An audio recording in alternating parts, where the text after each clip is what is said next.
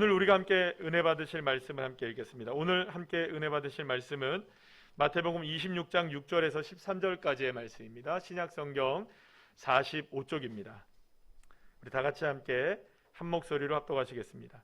예수께서 베다니 나병 환자 시몬의 집에 계실 때에 한 여자가 매우 귀한 향유 한 옥합을 가지고 나와서 식사하는 예수의 머리에 부으니 제자들이 보고 분개하여 이르되 무슨 의도로 이것을 허비하느냐, 이것을 비싼 값에 팔아 가난한 자들에게 줄 수 있었겠도다 하거늘 예수께서 아시고 그들에게 이르시되 너희가 어찌하여 이 여자를 괴롭게 하느냐, 그가 내게 좋은 일을 하였느니라. 가난한 자들은 항상 너희와 함께 있거니와 나는 항상 함께 있지 아니하리라. 이 여자가 내 몸에 이 향유를 부은 것은 내 장례를 위하여 함이니라. 내가 진실로 너희에게 이르노니 온 천하에 어디서든지 이 복음이 전파되는 곳에서는 이 여자가 행한 일도 말하여 그를 기억하리라 하시니라. 아멘. 할렐루야. 오늘은 우리 함께 나누신 말씀으로 허비해서라도라는 제목을 가지고 함께 은혜를 나누도록 하겠습니다. 스마트폰이 우리에게 이제 보급이 되면서 세상은 빠르게 디지털화 되기 시작했고, 우리 손에 들려져 있는 이 스마트폰 하나를 통해서 수많은 정보를 얻게 되고 많은 것들을 우리가 할 수 있게 되고, 이전에는 사실은 생각하지 못했던 일들, 그런 일들을 이 작은 스마트폰 하나를 가지고도 할 수 있게 되는 그런 세상이 이제 이미 우리에게 다가왔습니다. 그러나 여러분들 한번 생각해 보실까요? 그렇다면 정말로 우리에게 주어진 이 스마트폰이 우리의 삶에 정말로 많은 도움이 될까? 얼마만큼 도움이 될까? 물론 여러분, 정말 많이 도움이 됩니다. 문자를 주고받는다든지, 옛날엔 여러분들 그 영상으로 통화한다는 게 어찌 가능했겠습니까? 그죠? 그쵸? 라떼는 말이죠. 삐삐 들고 다니고. 그랬는데, 지금 생각하면 영상 통화한다, 뭐 전 세계 어디서든지 간에 카카오톡으로 영상을 다 할 수 있으니까, 문자를 주고받을 수 있으니까, 또 뭐 파일을 주고받는 거 너무나 쉬워졌고요. 또 뭐 여러분들 그렇잖아요. 그 쇼핑을 할 때도, 결제를 할 때도 요즘에 다 거의 무엇으로 많이 합니까? 스마트폰으로 쇼핑을 하고, 또 여행을 갈 때도 참 필요한 것 같아요. 저 같은 경우도 서울에 뭐 시차를 간다든지 노예를 간다든지 할 때 뭐 열차를 끊는다든지 예매한다든지 비행기를 예매를 다 뭘로 하느냐? 이 스마트폰으로 다 하거든요. 그뿐입니까? 여러분들 버스를 타려고 해도 시간 조회하는 거 다 뭘로 하십니까? 안 하시죠? 괜히 제가 제가 서울 가면 요즘에는, 제가 고향이 서울인데도 서울의 지리를 잘 몰라요. 그래서 찾아가려면 어떻게 해야 됩니까? 지도 딱 펼쳐놓고 여기로 가는 게 맞나 저기로 가는 게 맞나, 네이버 지도 펼쳐놓고 이렇게 다니게 되죠. 또 요기요 배달하거나 배달의 민족 사용하려면 어떻게 됩니까? 다 스마트폰 사용해서 뭐 시켜 먹어야 되고, 이런 일들이 우리에게 너무나 흔하게 되었습니다. 그래서 사실은 이 스마트폰의 도움이 없이는 어쩌면은 우리가 좀 어렵게 사는 시기가 이미 다가온 것이 아닌가라는 생각이 들 정도이죠. 자, 그런데 그렇다 할지라도 스마트폰이 정말로 나에게 더 좋은 삶으로 우리의 인생을 바꿨느냐, 이건 사실은 우리가 생각해 볼 필요가 있는 부분이 있을 것 같아요. 일전에 제가 가족들끼리 이렇게 식사를 하는데 갑자기 제 앞에 옆에서 눈빛이 달라져요. 딱 보니까 저를 이렇게 째려보고 있는 거예요. 툭 치는 거예요. 뭐 하고 있냐면, 제가 식사 자리에 앞에 놓고 뭘 하고 있었냐면 스마트폰을 보고 있었던 거예요. 여러분, 근데 저만 그렇습니까? 그렇군요. 오늘 왜 이러죠? 사실 일부 예배 때도 다들 그냥 이렇게 쳐다보고 계셔가지고 제가 오늘 조금 땀을 좀 흘리고 있는 것 같아요. 반응이 좀 저만 그런 걸로 알겠습니다. 그죠? 스마트폰 보면서 식사할 때 가족끼리 대화를 나눠야 되는데 스마트폰 본다고 대화를 못 나누고 있는 우리들의 모습이 사실 있잖아요. 가족들과 대화를 얼마나 나눌 수 있는데 앞에 놓고는 얘기 안 하고 문자로 대화하고, 그죠? 뭐 그런 일들이 우리에게 펼쳐지기도 하고, 그러고 보면 여러분, 스마트폰 때문에 우리가 얻은 것, 할 수 있는 것도 사실은 많아졌지만, 사실은 그렇게 생각해 보면 잃어버린 것들도 많은 것 같아요. 스마트폰 때문에 잃어버린 시간들, 관계들, 사실 그런 게 우리가 얼마나 많겠어요. 사실은 여러분, 또 저의 이야기인지 몰라도 우리 모두가 다 아마 그럴 것 같은데요. 사실은 시답지도 않은 것들 우리가 스마트폰으로 본다고 얼마나 많은 시간을 거기에 집중하며 우리가 보내고 있는지 몰라요. 사실 우리가 주위를 돌아보면 가슴이 울컥하는 장면들도 많고요. 또 경이로운 자연의 장면도 많아요. 제가 시차례 지난 주일에 갔다 왔더니 목사님들이 저한테 그래요. 바닷가 보고 살아가면 얼마나 좋겠냐고. 예, 좋죠. 근데 감동이 별로 없어요. 그랬어요. 그랬더니 그런 감동이 없어도 좋겠다고 그러는 거예요. 그래서 제가 그랬어요. 아니, 뭐 맨날 바닷가 보면서 방파제에서 이렇게 산책하고 그런데 별로 맨날 똑같아요. 그랬어요. 그랬더니 저보고 그게 어떻게 똑같은 거니? 자기는 그랬으면 좋겠다는 거예요. 내년에 5월 달쯤 돼서 우리 교회에 다들 오신다고 지금 벼르고 계시던데 시차례 저희 교회에 산다고. 자, 어쨌든 그러니까 경이로운 자연을 보고 와 이렇게 감탄할 수 있고 바닷가의 이런 그 모습들을 보면서 우리가 얼마든지 이렇게 감동을 받을 수 있는데 사실은 그것을 눈에는 담지 않는 거예요. 눈에는 이렇게 눈에 좀 담아놔야 되는데 그런 장면들 보면 딱 어떻게 하는 겁니까? 셀카로 담는 거죠. 거기에 장면을 찍느라고 정신이 없는 것이고 사실은 그러니까 스마트폰에 집중하느라 정작 집중해야 할 것 집중하지 못하고 그렇게 우리가 살아가고 있는 것이 아닌가.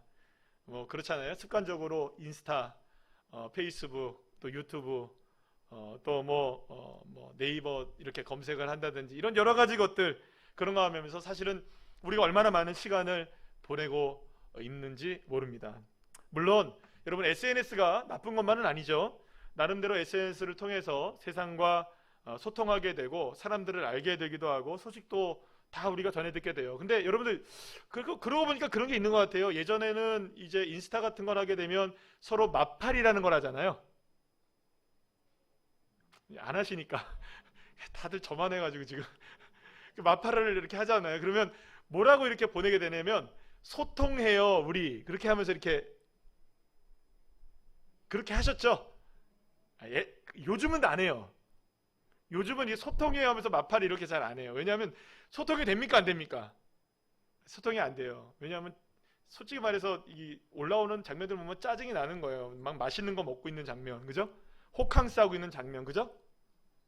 막 이런 장면들 보면 우리는 그렇게 쉬지 못하는데, 우리는 먹지 못하는데, 그렇게 생각하면 사실은 이렇게 좀 나는 뭔가라는 생각이 들기도 할 때가 있기도 하잖아요. 물론 뭐 옛날에는 트위터 같은 걸 통해서도 막 정말 어려운 사람들 구출해내기도 하고 구조해내기도 하는 그런 뭐 아주 경이로운 일들도 사실은 있기도 했고 좋은 일들도 많이 있습니다만 사실은 여러분 생각해보면 엄밀하게 우리가 따지고 보면 그런 것들에 대한 혜택을 얻는 것은 많을까요? 일부일까요? 그렇죠. 그렇게 많지는 않아요. 그런데 그 작은 혜택을 누리기 위해서 사실은 우리가 지불해야 하는 시간, 집중해야 되고 낭비하는 시간들, 허비하는 것들 그런 것들은 너무나 크다고 할 수가 있어요. 요즘 여러분들 MZ세대는 전화하는 걸 두려워합니다. 알려드리는 거예요. MZ세대들은요 전화를 받으면요 이걸 받아야 될지 말아야 될지 이 사람이 왜 나한테 전화했어 막 고민을 하고 받는 거예요. 그분들은 문자가 편하기 때문에. 문자는 일십 안일십 가능하잖아요. 그죠? 어렵다 오늘. 그죠? 그게 가능하잖아요. 근데 이 전화는 받고 안 받고의 문제가 확연히 드러나잖아요. MZ세대는 전화를 잘 안 써요. 전화를 받는 건 굉장히 두려워해요. 뭐라고 말해야 될지 모르겠다. 여보세요 이상 말을 해본 적이 없는 거예요. 그래서 이 MZ세대들은 전화가 힘든 세대들이에요. 어쨌든 사실은 우리가 이렇게 뭐 문자를 보낼 수 있는 시간 안에 잠깐 우리가 전화를 통해서 목소리를 직접 듣고 안부를 전할 수 있는데도 그렇게 만날 수도 있는데도 우리가 SNS로 퉁 쳐버리는 그런 일들이 우리에게 사실은 얼마나 많은지 몰라요.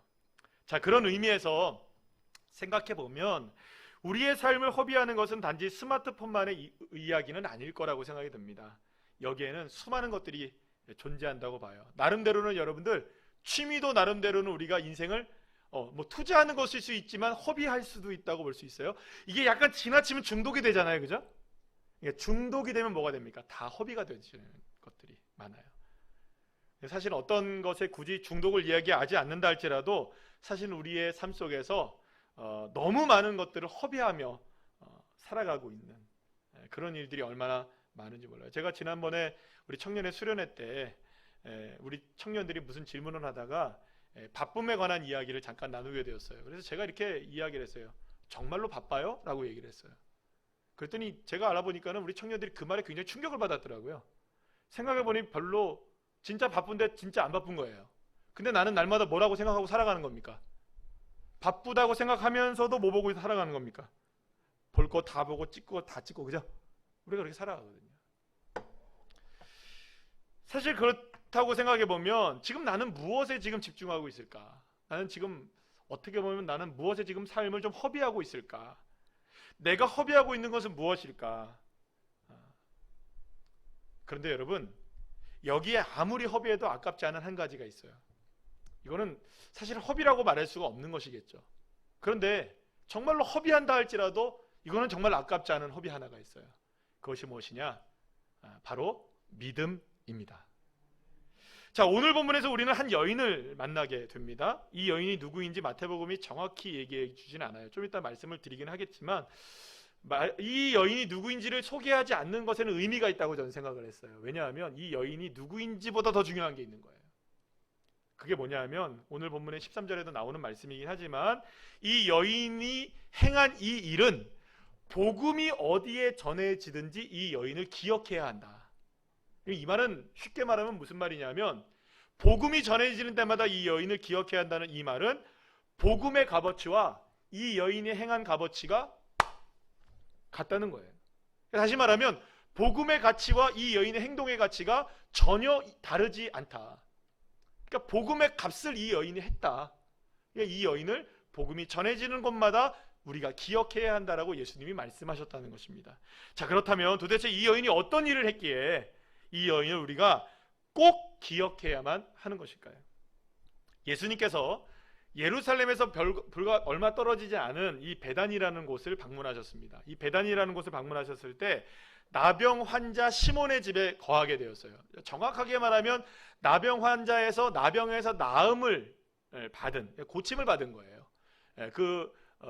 시몬의 집에서 잔치가 벌어지게 된 것이죠. 그리고 거기에 예수님이 참여해서 함께 식사를 하게 되었던 것이에요. 그때 한 여인이 매우 귀한 향유 한 옥합을 가져와서 예수님의 머리에 이렇게 붓기 시작했던 거예요. 식사를 하고 계시는 예수님의 머리에 그 향유를 막 붓기 시작했던 거예요. 갑작스러운 이 여인의 행동에 당황한 제자들은 이렇게 얘기합니다. 우리 본문 오늘 8절에서 9절 말씀 함께 읽어볼까요? 시작.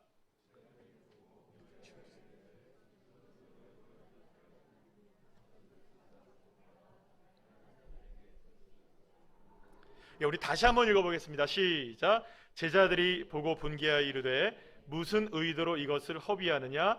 이것을 비싼 값에 팔아 가난한 자들에게 줄 수 있었겠도다 하거늘. 아멘. 사실 제자들의 이러한 반응은 전혀 이상한 반응이 아니었어요. 자, 오늘 본문과 같은 내용을 전하고 있는 요한복음 13장 말씀에 의하면 3절 말씀에 의하면 이 여인이 부은 향유가 무엇인지가 정확하게 소개가 되어 있는데요. 그 양까지 소개가 되고 있어요. 한번 볼까요? 다 같이 시작. 순전한 나드 한 근이라고 표현이 되어 있습니다. 여기서 나드라는 건 어떤 것을 의미하냐면 인도에서 자라는 식물의 뿌리를 이야기하는데요. 그 뿌리가 굉장히 향기로운 기름을 만들어내요. 그래서 이 뿌리에서 추출한 이 기름으로 마치 요즘으로 얘기하자면 향수를 만들어내는 것처럼 머리에 이렇게 바르는 기름을 짜낸 것이죠. 아주 값진 것이었어요. 그래서 이거는 너무나 값지기 때문에 향기가 날아가지 않게 여기서 밀봉을 합니다. 그래서 보관을 하는 거예요. 그러니까 이 향유를 사용하려면 이 병을 깨트려야만 하는 거예요. 팍 깨트리는 게 아니라 위를 이렇게 잘라내야만 하는 거죠. 그래서 이 병을 한번 깨트리면 이제 사용을 시작해야 되는 거니까 값어치가 이제 떨어지기 시작하는 것이겠죠. 향기가 날아가니까. 자, 그래서 이 향유의 가치가 얼마가 되느냐? 오늘 본문에는 여러분은 값비싸게 팔 수 있었다고 얘기하는데 요한복음에 보면 이것을 가치를 이야기합니다. 당시의 가격으로 약 300데나리온 이상의 값을 받을 수 있는. 제가 이거를 이제 조사를 해봤어요. 참고로 이 300데나리온이라는 것은 유대인 노동자들의 1년치 연봉 정도에 해당하는 일이에요. 하루에 한 1데나리온을 받거든요. 그러니까 300데나리온이니까 한 1년을 받는 돈이라고 생각하시면 되는 거예요. 그래서 계산을 해봤어요. 2021년 기준으로 우리나라의 근로자들, 그러니까 직장인들의 평균 연봉이 얼마 정도 되느냐? 평균 연봉이 다 합해가지고 이런 것들 다 합해가지고 얼마 정도 되느냐? 약 4천만 원 정도가 된대요. 그럼 여러분 이렇게 생각할 수 있어요. 그때 당시에 얘기로 하면 여러분들 우리가 잘 와닿지 않으니까 이 향유가 지금의 가치로 얘기하면 어느 정도 되는 가치라고요? 4천 정도예요. 여러분 지금 제일 비싼 향수가 뭐예요? 샤넬 넘버 5 이런 거예요? 아니래네요. 일부 예배 때도 물어보니까 다들 아니라 하시더라고요. 그거보다 더 비싼 게 있나요? 많겠죠? 예, 넘버 5는 아니고, 근데 이거는 굳이 넘버를 붙이자면 넘버 4천, 그 정도 되는 엄청난 가치가 있는 그런 향유였던 거예요. 그런데 이 여인이 엄청난 가치가 있는 이 4천만 원 정도가 되는 값어치가 있는 이 향유를 예수님 머리에 한꺼번에 부어버린 거예요. 도대체 이 여인은 누구란 말입니까? 요한복음 12장 3절 말씀을 다 같이 한번 읽어볼까요? 시작. 마리아는 지극히 비싼 향유 곧 순전한 나드 한 근을 가져다가 예수의 발에 붓고 자기 머리털로 그의 발을 닦으니 향유 냄새가 집에 가득하더라. 이 베다니는요, 죽은 지 3일 만에 살아났던 나사로가 살았던 동네입니다. 그리고 여러분들 잘 아시다시피 이 나사로의 누이가 2명이 있는데 첫 번째는 누굽니까? 마르다, 두 번째는 마리아라는 누이가 있었어요. 그런데 이 사람들도 어디에 살았었냐 하면 이 나사로의 가족들도 모두가 다 베다니 출신들이었어요. 그런데 지금은 어떤 상황이 되어진 거냐 하면 잔치가 벌어졌는데 나병에서 나음을 입었던 시몬의 집에서 잔치가 벌어진 거예요. 그러니까 같은 동네에 사는 사람들이니까 예수님이 오시니까 와서 함께 도와줬겠죠? 그래서 요한복음 12장의 말씀을 읽어보면 마르다는 여러분 여전히 뭘 하고 있냐면 일하고 있는 거예요. 여러분 일하는 사람은 계속 일해요. 예. 그거 그런 겁니다. 어쩔 수 없어요. 일한 눈에 보이니까 어쩔 수 없이 일하는 것 같아요. 마르다도 계속 일하고 있는 거예요. 아마 식사를 준비했던 것 같아요. 또 나사로는 살아났어요 이제. 그래서 뭘 하고 있는 줄 아세요? 예수님 발치에서 함께 말씀을 듣고 식사를 함께 나누고 있었어요. 그러면 마리아는 어디 있을까요? 갑자기 없다가 갑자기 쓱 나타나더니 이 여인이 갑자기 뭘 깨트린 겁니까? 순전한 나드 향 한 근이나 되는 이 병을 깨트려서 예수님 머리에 이렇게 붓게 되었던 거예요. 여러분 그런데 이 향유는요 얼마든지 마음만 먹으면 현금으로 바꿀 수 있는 것이었어요. 그러니까 얼마든지 바꿀 수 있는 이 자산과도 같은 것이었다는 거예요. 그러니까 절대로 헛되게 써서는 안 되는 것이었습니다. 아주 귀한 것이었죠. 그런데 마리아가 예수님께 이 향유를 모두 쏟아 부은 거예요. 그럼 여러분 단지 이게 마리아 혼자만의 것이라고 볼 수는 또 있겠지만 이게 다 누가 알고 있는 것일 수도 있겠어요. 가족들이 다 알고 있는 것일 수도 있겠죠. 그러니까 이게 너무 귀한 거니까. 그러면 여러분 이거 적어도 누구하고 상의를 했어야 됐을까요? 나사로로 상의하고 마르다하고도 좀 상의를 해서 이걸 해야 되는데 상의를 했는지 안 했는지는 전혀 모르겠지만 어쨌든지 그거를 갑자기 와서 탁 깨트리더니 예수의 머리에 부었던 거죠. 그리고 이 장면을 바라봤던 제자들은 너무나 놀라서 화를 냈습니다. 사실 누가 보더라도 마리아는 허비한 것이 분명해 보입니까? 아닙니까? 분명히 허비한 것처럼 보여요. 왜냐하면 여러분 한꺼번에 바닥에 4천만 원짜리 향수를 다 쏟아부은 것과 다를 바가 없으니까. 그렇다고 여러분들 막 쏟아질 때 막 받고 막 이렇게 할 수는 없잖아요, 그죠? 땅바닥에 막 모아가지고 다시 막 아깝다고 다시 병에 집어넣을 수는 없잖아요. 그렇다면 왜 이 여인은 향유를 허비했다는 비난을 받으면서까지 예수님의 머리에 이 비싼 아주 값비싼 향유를 머리에 부었던 것일까요? 향유를 부은 이 여인의 마음 도대체 무엇일까요? 그런데 여기서 제가 생각해 보려고 하는 것은 예수님이 어떤 마음을 가지셨나라는 그 측면보다는 이 여인의 마음이 어땠을까라는 것을 조금 더 우리가 살펴보려고 해요.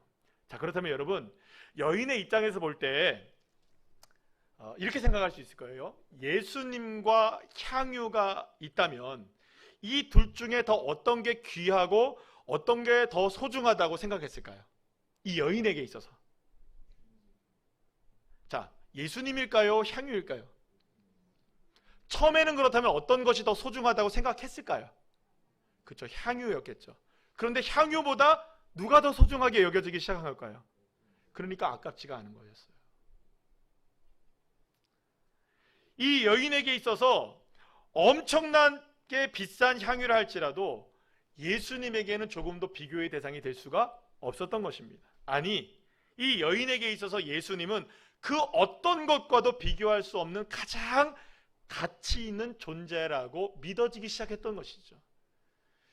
여러분, 우리 한번 예를 들어볼게요. 제가 한번 여기에 이제 이게 뭐죠, 여러분? 이게 볼펜이에요. 볼펜을 제가 판다고 생각할게요. 여러분들이 사셔야 돼요. 제가 이제 이거 볼펜을 여러분들한테 이제 사야 되는데 이게 500원짜리예요. 사시겠어요, 안 사시겠어요? 따라합시다. 나는 볼펜이 필요하다. 지금 여러분들이 볼펜이 필요하세요? 왜 갑자기 나 지금 볼펜이 있는데 사라고 하지? 그게 아니고요. 정말 나는 지금 볼펜이 필요해요. 그러면 500원이에요. 이거 사시겠어요, 안 사시겠어요? 감사합니다. 사주셔서. 자, 그런데 진짜로 볼펜이 필요해요. 근데 볼펜이 없어요. 사방을 둘러봐도 볼펜이 없어요. 아니, 반경 10km 안에 볼펜이 한 자루도 없어요? 그렇다고요. 그런데 이 볼펜 딱 한 자루가 있는데 이 볼펜을 지금 당장 쓰지 않으면 안 돼요. 자, 10,000원입니다. 사시겠어요, 안 사시겠어요? 사요. 왜 삽니까? 그만한 가치가 있다고 생각하는 거예요. 무엇보다 이 순전한 한근, 나드 한 근은 이 여인에게 있어서 무엇과도 바꿀 수 없는 최고의 가치였을 거예요. 그러나 예수님을 만나게 되고 예수님부터 은혜를 받게 되고 예수님의 사랑을 알게 되고 예수님의 능력을 경험하게 되고 예수님의 기적을 경험하게 되고, 할렐루야. 그러니까 지금까지는 자신의 인생의 최고의 가치가 이 순전한 나드 향 한 근이라고 생각했었는데 어느 순간 예수님을 바라보니까 내가 가장 소중하게 여겼던 이 4천만 원짜리 이 향유와 비교해도 전혀 예수님이 아깝지 않은 가치가 있다는 것을 이 여인은 깨닫게 된 것이었습니다. 그러고 보니까 만약에 이 4천만 원짜리 300데나리온이나 되는 이 향유를 이 자리에 계속 놔두다가는 여전히 한쪽은 이쪽으로 볼 때는 예수님이 가치가 있어 보이시는데 집에 와서 보면 예수님이 보입니까? 향유가 보입니까? 향유가 보이고, 예수님을 만날 때는 예수님이 가치가 있는 것 같아 보이는데 집에 오니까 또 향유가 보이니까 향유가 가치가 있어 보이는 거예요. 아, 내 인생에 딱 하나만이 최고의 자리에 있어야 한다면 당연히 무엇을 깨트려서라도 예수님을 최고의 자리에 둬야겠구나. 그래서 이 여인은 예수님의 머리에 향유를 아낌없이 쏟아붓게 되었던 것입니다. 절대로 그냥 땅바닥에 버리거나 허비했던 것이 아니었습니다. 그래서 예수님도 이 여인을 비난하는 제자들을 향해서 이렇게 말씀하십니다. 오늘 보면 10절에 13절 시작. 예수께서 아시고 그들에게 이르시되 너희가 어찌하여 이 여자를 괴롭게 하느냐? 그가 내게 좋은 일을 하였느니라. 가난한 자들은 항상 너희와 함께 있거니와 나는 항상 함께 있지 아니하리라. 이 여자가 내 몸에 이 향유를 부은 것은 내 장례를 위하여 함이니라. 내가 진실로 너희에게 이르노니 온 천하에 어디서든지 이 복음이 전파되는 곳에서는 이 여자가 행한 일도 말하며 그를 기억하리라 하시니라. 아멘. 사랑하는 여러분, 예수님은 이 여인이 향유를 부은 것이 절대로 허비가 아니라고 말씀하십니다. 오히려 향유를 부은 것은 예수님을 위한 것, 십자가를 위한 것, 부활을 위한 것이라고 말씀하시며 복음이 전해지는 모든 곳에서 이 여인의 행동도 기억해야 한다. 그러니까 잠시 전에 말씀드린 것처럼 복음의 가치와 이 여인의 행동의 가치는 동일하다. 그렇게까지 말씀을 하시며 칭찬하셨던 것입니다. 그렇다면 왜 제자들은 이 여인의 행동을 허비라고 말하고 예수님은 허비가 아니라고 말하고 있는 것일까요? 똑같은 행동을 두고 말입니다. 그 이유를 잠시 살펴보기 위해서 오늘 본문 앞장에 있는 25장의 내용, 이 세 가지의 비유가 나오는데요. 이 세 가지의 비유가 무엇인지 한번 볼까요? 첫 번째, 시작. 열처녀의 비유가 나오고요. 그 다음에 달란트의 비유가 나오고, 세 번째는 양과 염소의 비유가 나오게 됩니다. 사실은 오늘 우리가 함께 살펴봐야 될, 우리 순모임에서 나누게 될 말씀은 이 달란트의 비유에 대한 말씀이에요. 그런데 이게 달란트의 비유만 툭 떨어져 놓고 생각을 하려니 이렇게 함께 이 이야기로 나누는 것이 더 좋을 것 같아서 오늘 제 본문을 조금 바꿔서 여러분들하고 함께 나누고 있습니다. 자, 그런데 이 세 가지 이 비유에는 공통점이 있어요. 뭐냐면 마지막 순간에 따라합시다. 분리된다. 분리된다는 특징이 있어요. 공통점이 있어요. 첫 번째, 열처녀의 비유에 보면 등불을 준비하게 되려면 기름을 준비해야 됐었는데, 기름을 준비했던 슬기로운 다섯 처녀가 있고, 기름을 준비하지 못해 등불이 꺼져버리는 미련한 다섯 처녀가 나와요. 그런데 거기서 끝나는 게 아니에요. 슬기로운 다섯 처녀, 등불에 기름을 준비했던 다섯 처녀는 결혼식에 참여하지만 나머지 다섯 처녀들은, 기름을 준비하지 못한 처녀들은 바깥에 머물게 돼요. 구분되어지게 돼요. 또 두 번째, 달란트의 비유에 보면 세 종이 나오는데 첫 번째, 두 번째 종이 나와요. 5달란트, 2달란트 받은 종이 나와요. 그리고 1달란트 받은 종이 나와요. 그런데 5달란트와 2달란트 받은 두 종은요, 열심히 일해서 자기가 받은 만큼의 달란트는 남겨요. 그런데 1달란트 받은 종은 땅바닥에 숨겨놔요. 그리고 남기지 못해요. 주인이 와요. 나중에 보고 달란트를 열심히 남겼던 두 종은 함께 잔치에 참여를 해요. 그런데 1달란트도 남기지 못한 종은 바깥으로 던져져요. 구분이 되어져요. 마지막, 양과 염소의 비유에는 양은 오른쪽에, 염소는 왼쪽으로 이렇게 갈라지게 되는데요. 이유를 딱 설명합니다. 어떻게 양이 되어지고 어떻게 염소와 같은 사람이 되어졌느냐? 지극히 나에게 한 것이다. 이게 주인에게 한 것이다. 임금에게 한 것이다 라고 얘기하는데, 언제 우리가 했습니까? 지극히 작은 자에게 최선을 다해서 헌신하고 봉사했던 그 헌신은 나에게 한 것이다. 그러면 이 염소 쪽으로 있는 사람들은, 왼쪽에 있는 사람들은 왜 안 했느냐? 작은 사람들, 지극히 작은 사람들에게 헌신하지 않았기 때문이다. 이렇게 구분이 되어져요. 거기서 끝나는 게 아니에요. 이 헌신하지 못했던 염소 쪽에 있는, 왼쪽에 있는 사람들은 바깥쪽으로 쫓겨나게 돼요. 이 세 가지의 비유에서 공통적으로 드러나는 게 뭡니까? 분리가 된다는 것이죠. 그러면 어떻게 구분이 되어집니까? 자신에게 맡겨진 일이든 삶이든 최선을 다해 살아갔던 사람들은 안쪽으로 들어오게 되고, 그렇지 못한 사람들은 어떻게 됩니까? 바깥쪽에 있게 돼요. 다시 말하면 기름을 준비한 다섯 처녀들, 또 달란트를 남겼던 두 종, 지극히 작은 자에게 최선을 다해 선행을 했던 모든 사람들은 모두가 다 주님과 함께하고 임금과 함께하고 종과 주인이 함께하게 되는 그런 시간을 갖게 되지만, 그렇지 못한 사람들은 모두가 다 바깥에서 슬피 울며 이를 가게 되는, 특히 이런 사람들은 모두가 다 자신의 시간과 삶과 노력을, 열정을 다 했던 그런 사람들이라고 볼 수가 있는 것입니다. 자, 그런데 여기서 중요한 것이 있습니다. 단지 최선의 삶을 살아야 하는 것이 중요하다고 말씀드리는 것이 아닙니다. 여기서 중요한 것은요, 우리가 집중해야 하는 것은 진정으로 최선을 다하고 시간과 열정을 다하고 집중해야 하는 것이 무엇이냐라는 것에 대해서 예수님이 말씀하고 있다는 것이죠. 최선을 다하지 못하는 삶은 말 그대로 시간과 열정과 집중해야 할 것에 온전히 집중하지 못하는 거예요. 상황은 똑같았습니다. 열처녀들도 상황은 똑같았고, 종들도 상황은 똑같았고, 지극히 작은 자들에게 있었던 상황들은 다 똑같았습니다. 그러나 어떤 사람들은 최선을 다했고 어떤 사람들은 허비해버린 거예요. 예수님은 이 세 가지의 비유의 말씀을 통해 진짜로 허비해야 하는 것이 무엇인지에 대한 것을 말씀해 주시는 거예요. 사실 진짜로 값어치가 있는 것, 가치가 있는 것은 허비하는 것이 아니에요. 허비가 아니라 오히려 그것은 무엇이 될 수 있습니까? 최고의 투자가 될 수 있는 것이 아닐까요? 여러분, 분명히 그렇습니다. 허비가 낭비라는 측면에 부정적인 이미지가 있는 것은 분명해 보입니다. 그러나 그 낭비가 의미 있는 낭비가 된다면 낭비가 아니죠. 아멘이시죠? 여러분, 세상 사람들이 여러분들이 지금 일요일 날, 세상 사람들이 볼 때 일요일 날 이 황금 시간대에 집에 있거나 아니면 어디 놀러 가지 않거나 쉬지 않거나 어디 나와 있는 거, 교회에 나와 있는 걸 보면 세상 사람들은 뭐라고 얘기할까요? 다 낭비하고 허비한다고 보겠죠? 그런데 여러분, 이게 낭비입니까? 허비입니까? 아무것도 아니죠. 가치 있는 일을 하고 계시는 거죠. 아멘이시죠? 왜? 우린 예배하고 있으니까요. 세상 사람들은 이 일을 허비한다고 보지만 아니요, 우리는 이 일이 가치 있는 일을 하고 있는 거예요.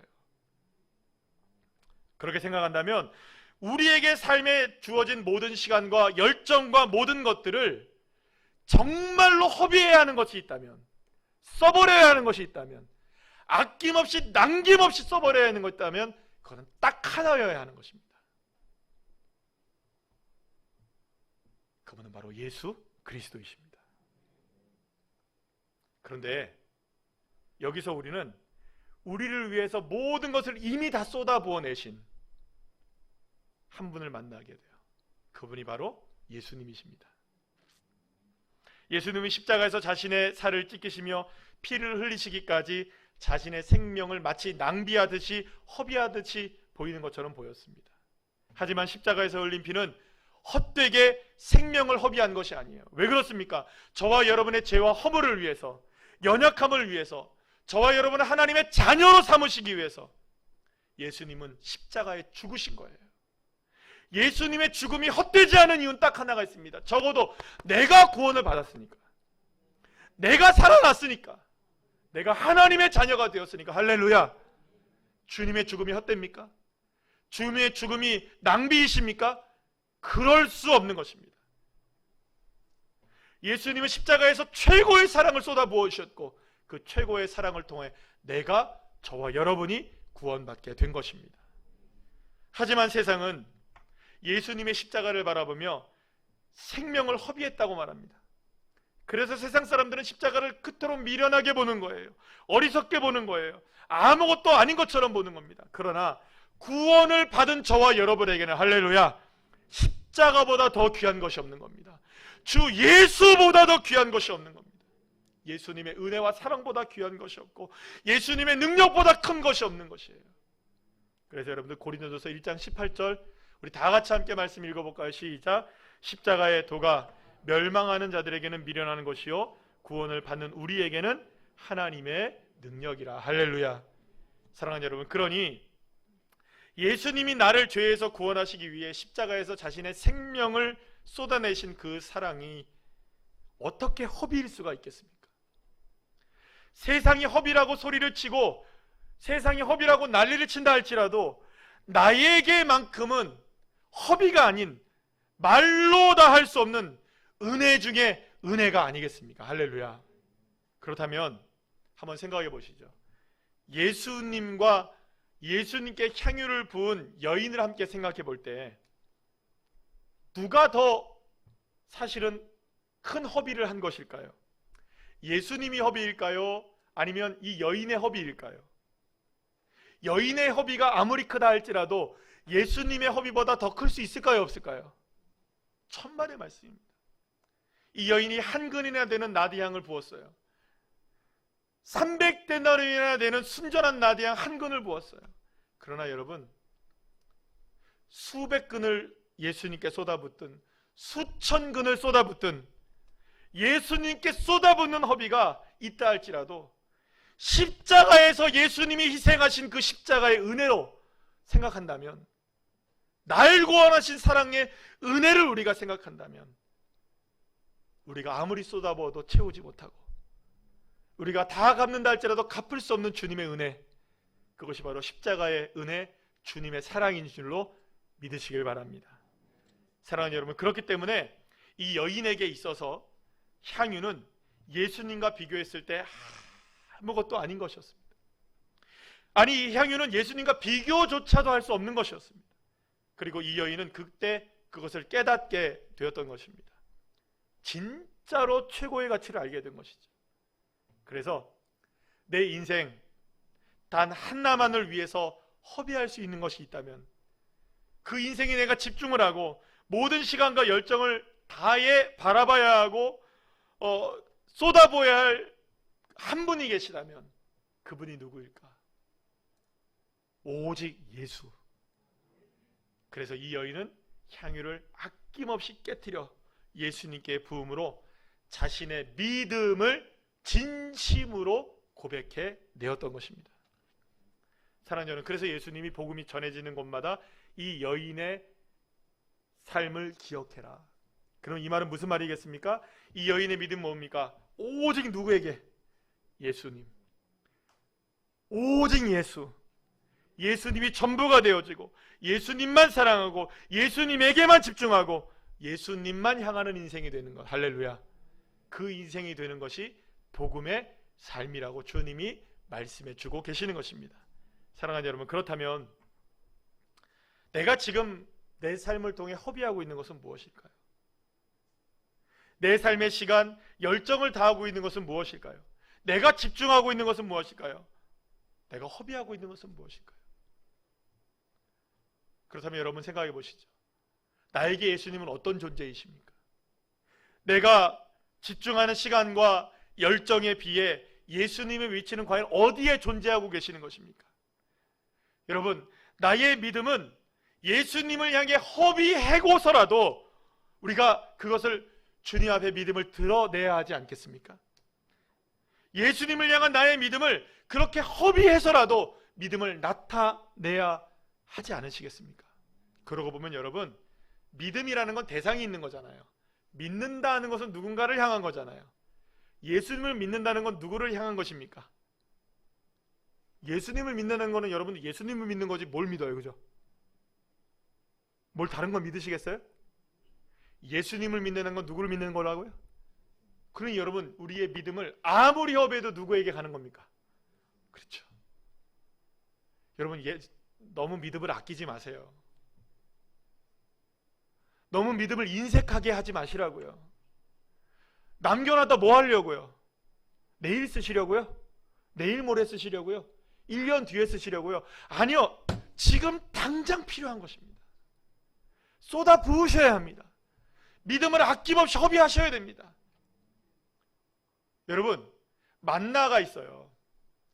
하루에 얻을 만큼의 주님께서 만나를 이렇게 주셔요. 그런데 그거를 다 사용하지 못하면 어떻게 되는 줄 알아요? 그 다음날 사라져버리고 말아요.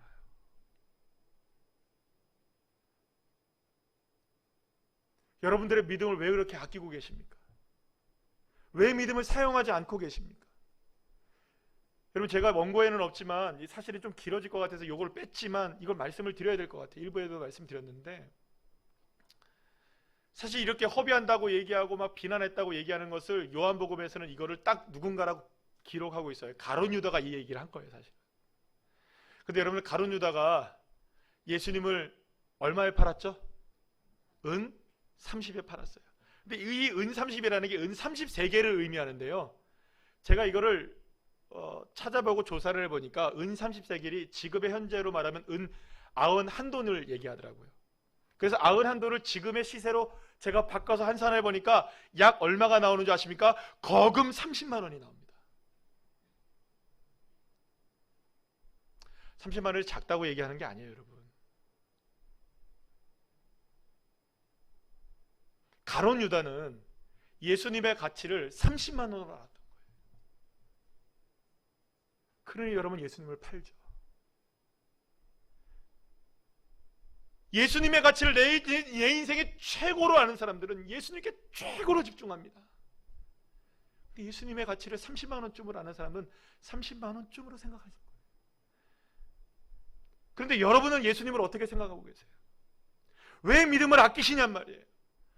믿음을 막 팍팍 사용하십시오. 허비해서라도 믿음을 사용하셔야 됩니다. 마음껏 믿음을 허비하세요. 허비해서라도 믿음의 삶을 살아내시고, 허비해서라도 주님을 사랑하시고, 허비해서라도 십자가를 바라보십시오. 그것이 주님이 저와 여러분에게 원하시는 믿음의 모습이고 복음의 삶인 것입니다. 따라합시다. 믿음을 허비해서라도 나타냅시다.